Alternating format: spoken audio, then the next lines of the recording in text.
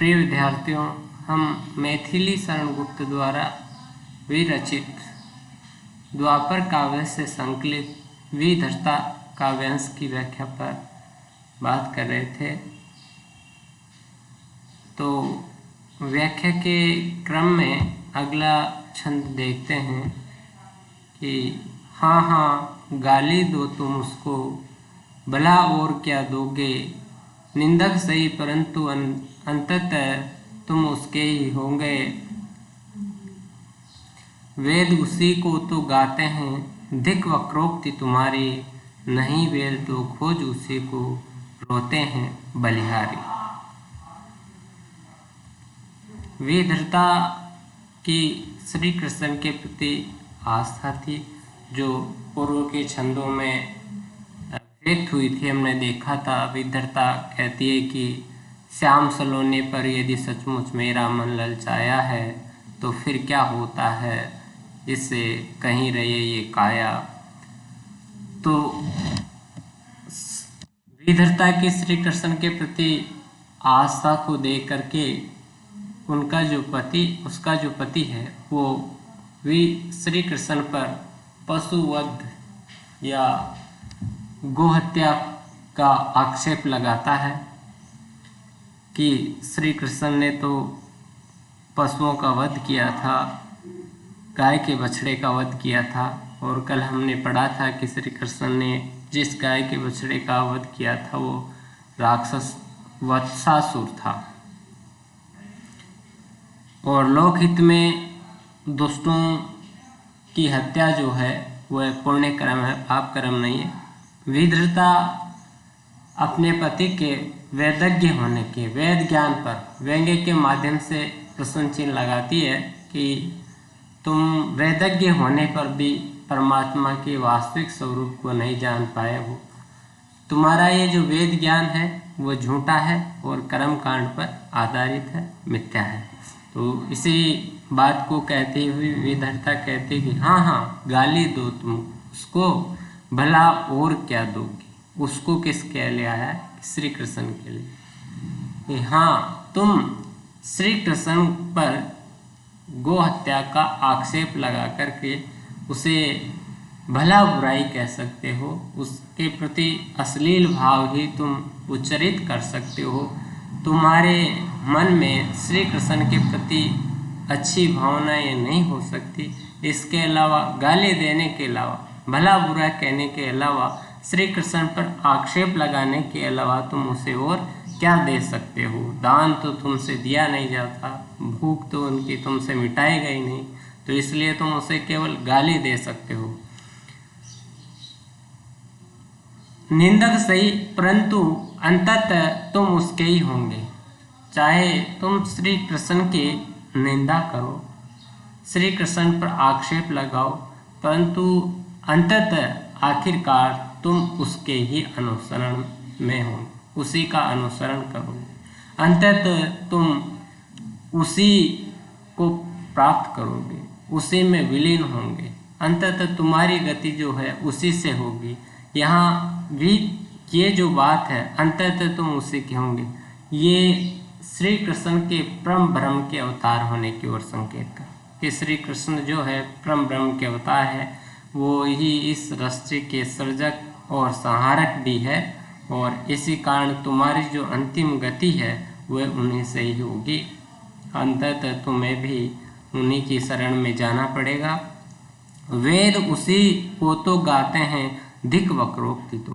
वक्रोक्ति यानी वक्र कथन, बात को टेढ़े मेढ़े ढंग से कहना, विचित्र ढंग से कहना, कि तुम जो ये वक्र कथन करते हो, तुम्हारे कथन का जो ये टेढ़ापन है, जिसमें तुम कहते हो कि वेदों में जो है उस ब्रह्म परमात्मा के स्वरूप का वर्णन किया गया है। वेद परम ब्रह्म परमात्मा का ज्ञान करते हैं, उसके स्वरूप का वर्णन करते हैं। तो तुम्हारी ये जो उक्ति है वो धिक्कार के योग्य है, क्योंकि नहीं वेद तो खोज उसी को रोते। वेदों की इस वक्रोक्ति के बाद भी वेद ज्ञान के बाद भी, तुम्हारे इस वेद ज्ञान के बाद भी तुम जो है श्री कृष्ण के उस स्वरूप को नहीं जान पाते, परमात्मा के उस स्वरूप को नहीं जान पाते। वे नहीं वेद, तो वेदज्ञ होने के बावजूद भी तुम उसको खोज नहीं पाते हो, उसके वास्तविक स्वरूप से परिचित नहीं हो पाते हो। या इसका यूं भी, तो तुम्हारे इस वेदज्ञ होने पर मैं बलिहारी हूँ, ये व्यंग्य है कि तुम्हारे इस रूप पर मैं बलिहारी हूँ कि तुम वेदज्ञ होने का दंभ भरते हो, परंतु उस परमात्मा के स्वरूप को जो है, परम ब्रह्म के स्वरूप को जो है वास्तविक रूप से नहीं जान पाते हो। वे नहीं वेद तो खोज उसी को रोते हैं। और एक अर्थ यूं भी लेते हैं कि वेद भी जो है उसके वास्तविक स्वरूप को, पूर्ण स्वरूप को जो है खोज नहीं पाते हैं, वे भी उसे अनिर्वचनीय ही बताते हैं। तो तुम्हारा ये जो वेद ज्ञान है वो पाखंडपूर्ण है, मिथ्या है। तुम्हारे ये जो कथन है ये छलपूर्ण है कि वेदों में उसी परम ब्रह्म के स्वरूप का वर्णन किया गया है, क्योंकि इस कथन को कहने के बावजूद भी तुम श्री कृष्ण जो कि परमात्मा स्वरूप है उनको नहीं पहचान पा रहे हो, उनको नहीं जान पा रहे हो। अगला, इस विधर्ता कविता में छंद एक ही प्रयुक्त हुआ है, हरिगीति का छंद है, जिसकी चर्चा मैंने प्रथम छंद को पढ़ाते समय भी की थी। और प्रसाद गुण और पांचाली रीति इसमें जो है प्रयुक्त हुई है, और भाषा जो है वो इसकी खड़ी बोली है, तत्सम प्रधान सहज सरल भावानुकूल है। और यहाँ पर श्री कृष्ण के प्रति जो है विधर्ता की आस्था व्यक्त हुई है। अगला है, तुम्हें वेद में नहीं मिला हुआ, तुम हो वेद ज्ञानी, किंतु वेद का अंत कहाँ, ध्यान धरो कुछ ध्यानी, कुछ छंदों तक ही परिमित क्या, उस अनंत की वाणी, नित्य नित्य नूतन भावों से भूषित वह कल्याण। तो विधर्ता इसमें ये कहती है कि तुम उस परमात्मा के स्वरूप को नहीं जान पाए, क्योंकि वह परमात्मा और उसकी जो वाणी है वह अनंत है, अवर्णीय है, अनिर्वचनीय है। तो विधर्ता कहती कि तुम्हें वेद में नहीं मिला हुआ, तुम हो वेद ज्ञानी, कि तुम तो बड़े वेद ज्ञानी हो, अपने आप को वेदज्ञ समझते हो, वेद पाठी होता ब्राह्मण हो, फिर भी तुम्हें वेद में उस परमात्मा के स्वरूप का वर्णन नहीं मिला, उस परमात्मा के स्वरूप को तुम नहीं जान पाए वेद ज्ञान के बावजूद भी। तो तुम्हें इस बात का ध्यान होना चाहिए कि वेद का अंत कहाँ है, कि वेदों का जो अंत है, वेद ज्ञान का जो अंत है वह नहीं हो सकता। इस बात का हे ध्यानी, तुम्हें इस बात पर ध्यान देना चाहिए, इस बात को समझना चाहिए कि वेद जो है वो अनंत है, वेदों में वर्णित जो ज्ञान है वह अनंत है, वेदों में वर्णित जो परमात्मा स्वरूप है वह अनंत है, क्योंकि परमात्मा जो है वह भी अनंत है। कुछ छंदों तक ही परिमित, परिमित यानी सीमित, क्या उस अनंत की उस अनंत विराट अनादि अनिर्वचनीय अव्यक्त की जो वाणी है उसको क्या कुछ छंदों तक ही सीमित किया जा सकता है, उसकी वाणी को कुछ छंदों में ही परिमित किया जा सकता है, कुछ छंदों में ही उसकी वाणी का वर्णन किया जा सकता है। अर्थात न तो उस परमात्मा के स्वरूप का कुछ छंदों में वर्णन किया जा सकता, और न ही वेद जो कि उसकी वाणी है उनको कुछ, उस वाणी को कुछ छंदों तक सीमित किया जा सकता है। उसकी वाणी अनंत है, इसलिए वेद ज्ञान भी अनंत है। और तुम वेदों के कुछ छंदों का ज्ञान रखते हो जो कर्म कांड प्रधान रूढ़ परंपरा है उसका तुम ज्ञान रखते हो, उस परमात्मा के वास्तविक स्वरूप को नहीं जान पाते हो, कृष्ण के उस वास्तविक स्वरूप को नहीं जान पाते हो, क्योंकि उसकी वाणी अनंत है, उसकी लीलाएं अनंत है और नित्य नित्य नूतन भावों से भूषित व कल्याणी यानी कल्याण करने, और उस अनंत की जो वाणी है वह नित्य नित्य नित्य प्रतिदिन हमेशा नए नए भावों से मानवता का कल्याण करने वाली उस अनंत की जो वाणी है वो नित्य प्रति नूतन भावों से भूषित होती रहती है, उसमें नित्य नवीनता आती रहती है और नित्य नित्य नूतन भावों से भूषित वह कल्याणी के माध्यम से विधृता जो है वह ये कहना चाहती है, इसकी ओर संकेत करना चाहती है कि श्री कृष्ण की जो ये लीलाएं हैं वह भी उस अनंत परमात्मा की ही क्या है, वाणी है, उसी की रचनाएं हैं।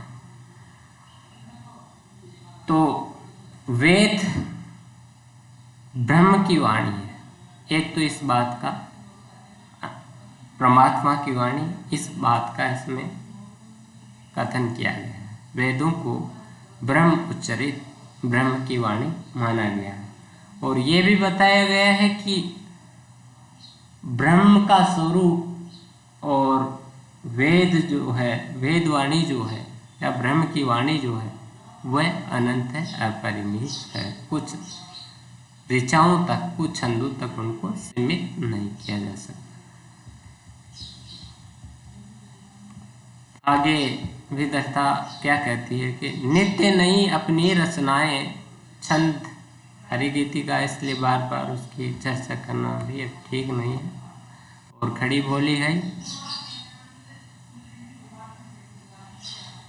अगला छंद है कि नित्य नई अपनी रचनाएं रचता है वह सृष्टा, देश देश में काल काल में है मंत्रों के दृष्टा, कृष्ण अवैदिक और राम भी ठहरो धीरज धारो, वेद वाद रत ठंडे जी से सोचो और विचार। विधर्ता का पति श्री कृष्ण और राम जैसे अवतारों को अवैदिक मानता है, अवैदिक होने का आक्षेप लगाता है और वो बताता है, वह कहता है कि वेदों में वर्णित जो परमात्मा है, परम ब्रह्म है, वह इन राम और कृष्ण से भिन्न है।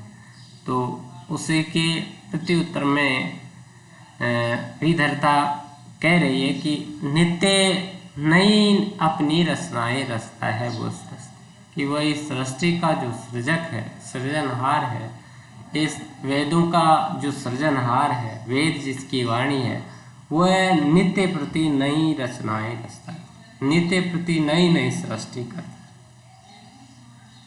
नित्य प्रति नई नई वाणी की रचना करता है, नए नए वेदों की रचना करता रहता है, नई रचनाएं नई लीलाएं करता रहता है और अपनी लीलाओं के माध्यम से वो नई प्रकार की रचनाएं हमेशा जो है इस सृष्टि में करता रहता है। और ये नित्य नई अपनी रचनाओं के माध्यम से विधर्ता श्री कृष्ण की लीलाओं के माध्यम से उस लीलाओं को उस परमात्मा की सृष्टि बता रहे कि वो जो वेदों में वर्णित परमात्मा है वही हमेशा नई नई रचनाएं करते हैं और श्री कृष्ण की जो लीलाएं हैं वह भी उस सृजनहार की नई रचनाएं हैं। देश देश में काल काल में है मंत्रों के दृष्टा, और वह जो परमात्मा है वह प्रत्येक देश और प्रत्येक काल में वेद मंत्रों का दृष्टा है, वेद मंत्रों का दर्शन करने वाला है, अपनी रचनाओं के माध्यम से, अपनी लीलाओं के माध्यम से वेद मंत्रों की सृष्टि करने वाला है। कृष्ण अवैदिक और राम भी ठहरो धीरज था। तो तुम कृष्ण को अवैदिक मानते हो, श्री राम और श्री कृष्ण वेद परंपरा को न मानने वाले कैसे हो सकते? तुम्हें इस पर धैर्य पूर्वक विचार करना चाहिए। वेदवाद, वेद ज्ञान पर बहस करने वाले ठंडे जी से सोचो और विचार। तुम्हें चिंतन करना चाहिए इस बात का कि श्री कृष्ण और राम जो है वो कैसे अवैधिक हो सकते हैं, क्योंकि श्री कृष्ण और राम वैदिक में वर्णित उस परमात्मा का ही स्वरूप है और वो अपनी नई लीलाओं के माध्यम से नई रचनाएं कर रहे हैं। तो मैं इस बात पर ध्यान पूर्वक चिंतन करना चाहिए, विचार करना चाहिए और राम और कृष्ण के पर अवैधिक होने का आक्षेप नहीं लगाना चाहिए। राम और कृष्ण के महात्म्य को तुम्हें समझना चाहिए। इन्हें अवैधिक कहना किसी भी तरह से उचित नहीं है, क्योंकि इनकी लीलाओं का वर्णन वेदों में नहीं तो आगे आया है। तो वो आगे इस छंद में इस बात को अभिव्यक्त करते हैं कि श्रुति दृषि ऋषि न थे हमारे दम्भी या अभिमानी, घोषित आप उन्होंने ही की थी नेति नेति की वाणी, और न्यून वाल्मीकि व्यास के विचार रचयिता ऋषि से युग युग भी परितृप्त रहेंगे जिनकी अक्षय कृषि। विधर्ता के पति को अपने वेद ज्ञान पर घमंड था, तो विधर्ता के इस दम्भी भाव पर को अनुचित ठहराती हुई विधर्ता के पति को अपने वेद ज्ञान पर गर्व था, तो विधर्ता के पति के इस दम्भी भाव को अनुचित ठहराती हुई विधर्ता कहती है कि श्रुतिदर्शी ऋषि न थे हमारे। श्रुति वेदों का दर्शन करने वाले, वेदों के दृष्टा जो हमारे प्राचीन पुराने ऋषि थे, वो वेदज्ञ होने के बाद भी दम्भी या अभिमानी नहीं, जिनके मानस पर वेद ज्ञान जो है वह उद्धृत हो जाता था, मानस में जिनके वेदों की ऋचाओं की सृष्टि हो जाती थी, वेदों का वो दर्शन करने वाले वेदज्ञ वेद दृष्टा जो ऋषि थे, उनमें किसी तरह का दम्भ या अभिमान का भाव नहीं था, और इसी कारण घोषित आप उन्होंने ही की थी नेति नेति के कारण। और वेद दृष्टा होने के बावजूद भी उन्होंने ही इस बात की घोषणा की थी कि परमात्मा जो है वो अनिर्वचनीय है, अवर्णनीय है। वेद भी उसके पूर्ण स्वरूप का वर्णन नहीं कर पाते। नेति नेति जो है परमात्मा के लिए है, और नेति का अर्थ होता है न प्लस इति, न प्लस इति, जो ये नहीं, मतलब वेदों में जो वर्णित है उससे भी वो अलग है। वेद भी उसके संबंध में संपूर्ण कथन नहीं कर पाए। ये बात उन ऋषियों ने कही थी जो वेदों के दृष्टा थे।